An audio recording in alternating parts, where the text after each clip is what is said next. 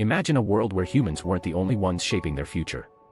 Where plants, quietly and unknowingly, started guiding the course of human history. That's exactly what happened around 12,000 years ago, at the dawn of the agricultural revolution.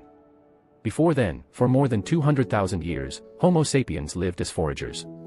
They moved constantly, following seasons and animals, gathering hundreds of types of plants, and hunting dozens of species. This diversity was their safety net. No single food source mattered more than the overall balance. One failure here or there didn't spell disaster. But then the world began to change. The last ice age melted away. Temperatures climbed, rainfall patterns shifted, and grasslands spread across vast regions. In a land known of old as the Fertile Crescent, stretching across what we now call Iraq, Syria, Israel, Palestine, Jordan, and southeastern Turkey, wild wheat and barley flourished. These plants had a hidden edge. Their grains were large, ripened quickly, and, crucially, they could be stored for long periods once dried. Early humans started returning, season after season, to these abundant patches.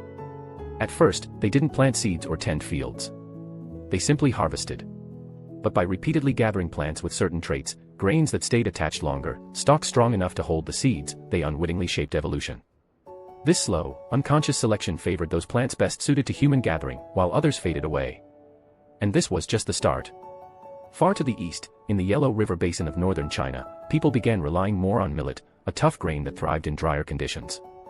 Along the Yangtze River, early rice cultivation took hold, suited perfectly to warm, flooded landscapes.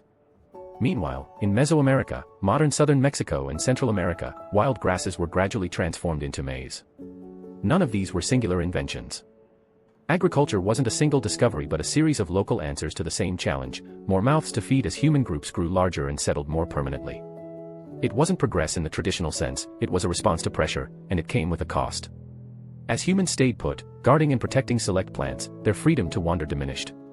Survival became tied to a handful of species. Dependency replaced diversity. That dependency came with new risks. To understand why humans didn't simply revert to foraging, we need to look closely at how domestication worked, how plants changed, and how those changes locked humans into farming forever.